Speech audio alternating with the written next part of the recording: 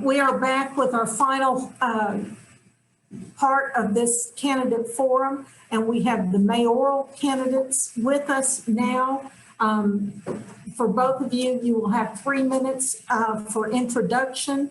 You will also have 3 minutes to answer the 3 questions that I will pose to you. Then, if time permitting, we will go to questions from the audience, and you will have 1 minute each to answer those. I'm going to alternate the responses so that no one goes first all the time, and I will let you know when your time is up. All right, are we both ready to proceed? Ready. All right. Our first candidate for mayoral election is Daryl Davis. Daryl, I'm going to let you give a few minutes on, tell us about yourself, why you're running, and anything else you'd like us to know. Thank you very much for this opportunity. I'm Daryl Davis. I've been a resident of Edmond for over 32 years and a resident of Oklahoma for over 40 years now. And my family and I moved here to Edmond over 32 years ago because we wanted community, we wanted health, safety, and we wanted the opportunity for our children to receive a good education. And that's what happened. As I continued my career out of Tinker Air Force Base, the city, the Edmond Fire, Edmond Police, Edmond community gave us a sense of comfort here as we were growing up and raising our children. As a lot of you all know, my 3 children are successful professionals in their career fields in 3 different states, which is a greatness because they were educated by Edmond school system. Why am I running? I've been involved with Edmond, the growth of Edmond over the past 25 years. I was involved with Crest when they started to come here. I was on the Edmond Park and Recreation for 15 years. I was the chairperson for 12. I've been on various committees like the CIP committee, Transportation Committee, Tomorrow's Edmond. And those were some foundation blocks that were put in place that I was a part of that helped create the city that we know and love today. And so I want to continue that. I want to continue as we can grow. One thing, when I moved here, there was 35,000, now there's over 90,000 people, almost 100,000 people in here. How are we going to do that smartly? How are we going to use the economic generators that we have of I-35 and the Route 66? How can we capitalize on that? As we expand east of I-35, how are we going to smartly build that? As we expand, continue to develop downtown Edmond, how are we going to increase mobility, walkability, and increase sales tax dollars coming into our town? I want to continue to be a part of those decisions as we continue to grow Edmond because Edmond is a leader in the state, a leader in this region, and I feel that I possess all the talents and experience necessary to help Edmond go forward. Thank you. Thank you, Daryl. Our next candidate is Nathan Walters. Nathan, tell us about yourself. Awesome. Thank you very much for having us. My name is Nathan Walters, and I am a born and raised and a graduate of Mustang High School. Born and raised there. I had my mom and dad. I had one older sister, and my dad was an entrepreneur. And due to him being an entrepreneur, I was raised in that atmosphere, and I always knew growing up I wanted to be an entrepreneur as well. With that being said, I own my own business here in Edmond, and I moved to Edmond to go to the beautiful University of Central Oklahoma, and I fell in love with Edmond instantly. The beauty of that campus and then everything east of I-35 and just the way Edmond was, I absolutely fell in love. And then my fate was sealed because I ended up falling in love and marrying an Edmond woman, which means we were to stay. So both of us have businesses in Edmond. We raise our family in Edmond. We live in Edmond. We absolutely love Edmond. It's a little bit of my background. What I love, the reason I ran is because I absolutely love what we have in East Edmond. And seeing east of I-35 and knowing the potential that it can have. I know a lot of us we go places, we vacation places to where we can do a lot of walking or bike riding, things of that nature. And that's with a master plan of East Edmond. That's what I would really like to see. I'd like to see to where families can drive their cars out, they can park in one spot, and things are connected with walking trails, with bike trails, but also with small local businesses, local coffee shops, local restaurants, things that we can walk, and you can spend a whole day not having to be in a car, but also taking in the beauty that is East Edmond, which is the rolling hills and the trees, and working those together and really allowing to use what God has given us out there, which is a beautiful piece of land, and meshing it together. When we do that, that's going to generate the sales tax dollars that we need to continue making sure that our roads are good, our utilities are good, making sure we stay on top of those items. And that is my passion for running for mayor. And again, I appreciate you guys letting us come in here, answer some questions, and talk about ourselves a little bit. Thank you. All right, thank you. Nathan, you're going to get the first question, being alternating back and forth. When asked, most residents of Edmond cite traffic as their top concern. What actions will you commit to in order to address these traffic concerns? Okay, the actions that I have to commit is twofold. First off, over in West Edmond, we're a little behind the 8 ball as of now because as Daryl mentioned in his opener, we, just not too long ago, 10, 15 years ago, we had 35,000 people. And we wake up today to 90,000 people and counting. And it's going to continue growing. We can't stop people from moving here. Our public schools are amazing, so people are going to continue moving here. West Edmond, I would love to alleviate any of the traffic as much as possible. Anything that we can do to help alleviate that traffic, but a part of a master plan. It's why I know people who have been following my campaign may be exhausted or tired of hearing that, but it's why I'm so passionate about it. It's how we can create the correct infrastructure with roads in East Edmond so we can get ahead of the growth. A master plan allows you to lay out how we want to see it grow, which allows us to get ahead of the roads, get the roads prepared for the growth that we're going to have. It allows us to bet on ourselves, create the roads so that when the growth happens, we're ready, the roads are ready, and we're not trying to play catch up in a sense of trying to just alleviate. So with that being said, that is why I'm so passionate about getting ahead of it. And as an East Edmond home builder, I am in East Edmond every day. And I don't know if as many people understand how quickly and how rapid it's already growing out there. It's happening every day. It's new land is bought, new land is developed, and every day that goes by, we're just a little bit further behind. And I really want to be active about getting out there and getting ahead of the roads and really building them for the future so that as the growth happens, we're already prepared and ready and we don't have to fight the traffic. All right, thank you. Daryl, same question. Thank you. Yes, Edmond's traffic is growing. It is a concern. And our citizens have told us that in a survey that we've done a few times since I've been on council. And what we've done, some of the things that we've done that, and I'm an advocate for, is that one, we continue to get feedback from our citizens on where their traffic problems are. And what you see is that we implemented plans that I fully support, where at Santa Fe and Covell, Bryant Kelly and Covell, Bryant and Covell, where we put in solutions for those traffic problems. And now we have to continue to look at other solutions. Like we have the ITS that I fully support, where we're looking for intellectually, how do we help move traffic across the town and create these plans that we already have in place and implement those. Something some people might not know is that a few years ago, we used to receive assistance from ACOG and the federal government on our traffic. That funding has dried up, and now we're going to have to spend more of our own general budget to actually do traffic enhancements. And so with that, that's going to take a little bit more time, a little bit more planning, and then we're also going to have to work with the utility companies to move those utilities as we do that expansion and have that. And so right now we're working on that in each of those key individual spots. You're going to see work coming up at Kelly and Bryant soon, which is one of our big hot spots for traffic. And then when you get to the east, east of I-35.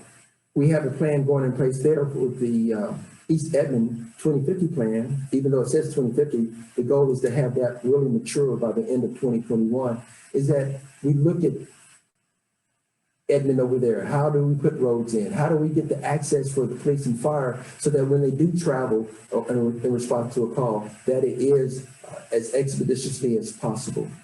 And so what I'm bringing to the table is that we're going to continue to look at what we have, get feedback from our citizens, continue to help develop new ways of traffic.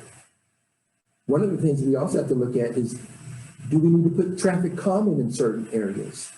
So that will help with the safety of our community. Because as I said before, when I'm looking at I-35 and Route 66 as economic generators, I'm also talking about bringing more people into Edmond on vehicles. So we have to figure out ways, smart ways to help them get in and get out of town safely for them as tourists and our residents here. Thank you. All right, thank you. Daryl, we're going to start with you with the next question. Okay. There are currently 8,000 apartment units in the city of Edmond and over 11,000 in the Edmond School District. Currently, there are plans to add an additional 2,400 apartment units in various places here in Edmond. What do you think is the impact of adding these additional apartment units to the city, to the nearby neighborhoods, and to the school district, and what things should be considered before they are approved? Thank you. Yes, there are a lot of apartments here, but first of all, I think we need to have some definition of apartments. When we talk about apartments, 8,000 apartments in Edmond, 11,000 in the area, how they affect the school system. Are we talking about, first of all, to me, to have a clear-cut discussion on that, we need to talk, are we talking about single apartments? Are we talking about multifamily apartments? What is the use of that apartment? Because some apartments are used for empty nesters. That is, I'm hearing one of the new trends that are coming out. Some are single apartments, some are for multifamily. And so all of that needs to be taken into consideration. On the school system, yes, there is a potential impact to the school system. And that is where I look for us to continue our relationship that we have with the school system to get their feedback also. How is having a multifamily apartment in this area, how is that going to affect the school district in this area? Not just say apartment, but is it a multifamily or is it a single apartment? I think that's really critical information that we need to expand on when we're talking about impacts to our community and to our school system. And public schools needs to tell us, because we do know that eventually a fourth high school will be built. They're already looking at building 2 more elementary schools, and we need to have that open conversation. Now for the community itself, we're looking at increased density, increased traffic, and also and potentially increased sales tax dollars. So for the traffic part, we need to look at that. How can that, if there is a solution or apartment coming in, how can that come in smartly and have as the least amount of impact onto the community as possible? There is going to be an impact, we know that, but how can we reduce that? How can we still have the people who live in that community where it's going still feel that they have the amenities that they moved in the very beginning? All right, thank you. Nathan. Okay, thank you. Yes, I know apartments can become a very touchy subject, and I'm very aware of that. As we grow and we're growing into a much larger town, I do believe apartments are going to become something that we end up having, and we need to understand how to work with. As somebody who's a student at UCO, and as we all know, the University of Central Oklahoma is primarily driven as a commuter school. There's not a lot of on-campus living. Students like myself ended up needing an apartment to be able to afford to live and to afford to go to school. So I do believe in our community there's going to be a need. With that being said, though, again, it rolls back into ensuring that you have a master plan, because the location of apartments are imperative. If we want to reduce traffic, you have to make sure that apartments are zoned in a way around your master plan to where there's walkability, there's bike riding for the residents of that apartment. Is there places they can walk to? Is there places that they can eat at? Can they get to UCO easily without eroding more of the traffic issues that we have? Looking at those issues, that is how when you go into Frisco, Texas, when you go into Nashville, those are the things you see. You notice apartment buildings are in an area of walkability, bike riding, and that helps reduce any of the traffic burden that we're looking for. So making sure that they're zoned and placed in the correct areas, that's something that has to be we have to be thinking of forward, because as of now, if something is zoned for an apartment and a developer comes in and buys the land and he meets the criteria, we as a city council, we as a city, where our hands are kind of tied already at that point. It's an uphill battle for us to be able to maneuver it if we didn't get ahead of it. So I really want to prepare for them, put them in the correct locations, make them walkable. That's what reduces traffic, and it makes it an enjoyable lifestyle for somebody. When I was here in college, if I could have lived in an apartment, which I lived in one, but you had to drive everywhere. Where you were, there was nothing to get to. You had to drive. If we could make it to where it's in and increase, and there's a bunch of walkability for who's living there, it would make for an enjoyable lifestyle. It would make it to where it wasn't as such a hardship on traffic that we already have, and it would make it very enjoyable if thought out well and planned for. Thank you. All right, thank you. Nathan, you'll go first on this final question. For most people, their home is their biggest investment. What are the top 3 things that you commit to doing to protect residents and neighborhoods if you're elected? All right, thank you. Well, this is a good question for me. This is right up my alley. As somebody who is a home builder in Edmond, that is what we do already in many communities we're a part of. That's what I explain to my customers. I tell them, generally speaking, your home is the largest asset purchase, no matter the price of it, no matter where you're at. It is in your mind, it is your largest asset that you purchase in your life. And making sure the values are sustained is imperative, and it's imperative to Edmond. It's why a lot of residents move to Edmond in a way. It's for the schools, it's for their homes, it's for the safety of the neighborhood, of the community. And just, again, it's the same thing. It's making sure that as East Edmond develops, we have a plan, and we're making sure that the correct light commercial development, such as restaurants, such as, coffee shops, parks, all those things are planned around the developments that we already have out there and planned around future developments.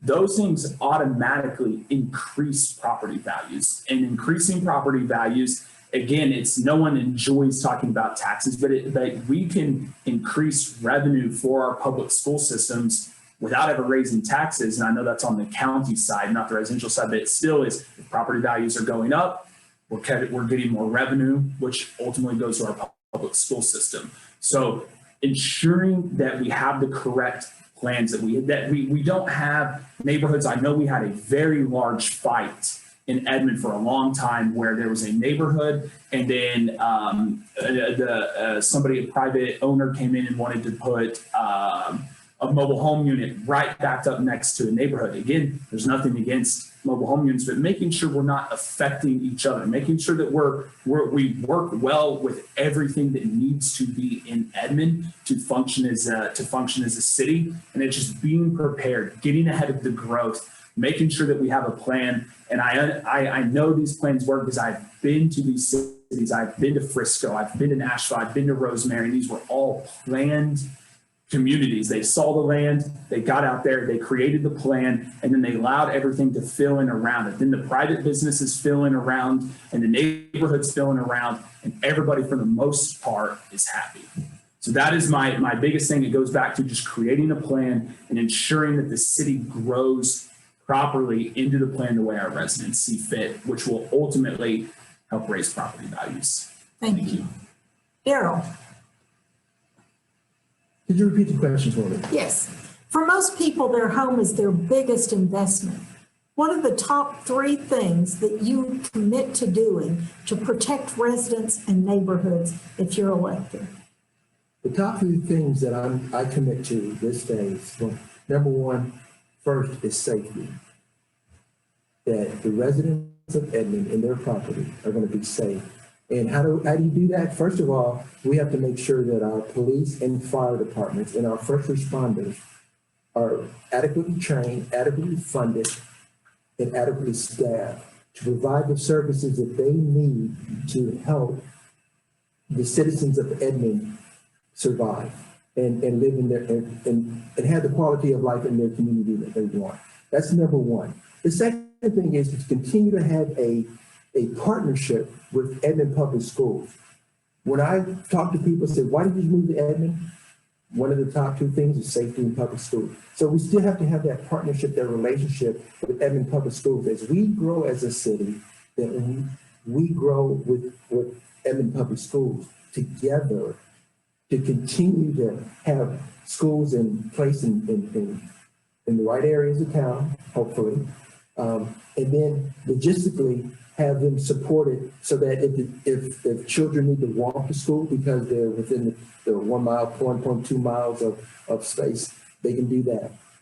And then third is how do we look for opportunities to increase our quality of life here in Edmond? Meaning to increase our quality of life, that means we're going to have to increase our sales tax generation. How are we going to do that? So I commit to having opportunities, having partnerships, having incentives to bring other businesses into town to help them reside here. One of the studies I read the other day showed that in the past, companies used to move to the downtown of a major city. Now they're looking to move out to the suburbs. Well, Edmond's a suburb of Oklahoma City. And also those residents, those people who are working in those downtown, they would like to work and play and live in their city. So one of the ways to do that is how do we create some economic development opportunities in Edmond to bring new, fresh ideas, new, fresh jobs also to Edmond. And we bring all 3 things together: safety of the residents, school enhancement of their children, and then incentives to bring business in. Those 3 things in that melting pot will help Edmond to continue to grow and be a great place to grow. Thank you. Thank you so much. Casey, do we have any questions from the audience? This is the opportunity for questions from the audience. So if you have any questions at this time, we ask that you go ahead and use the raise hand feature in the participants tab, or also under reactions. If you phone in, you can do so by hitting *9. And we'll bring up our first one here.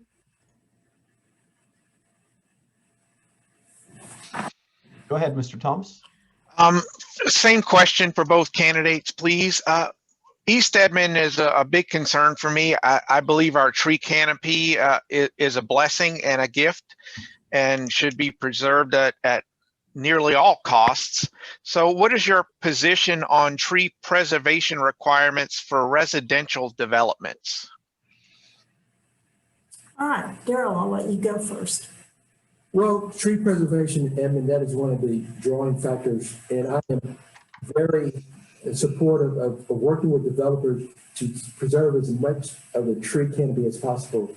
In our last city council, we passed a tree preservation ordinance that we work with developers to say, let's use this as a starting point to help developers understand and know that Edmond cares about the trees and that we want to preserve as much of that as possible.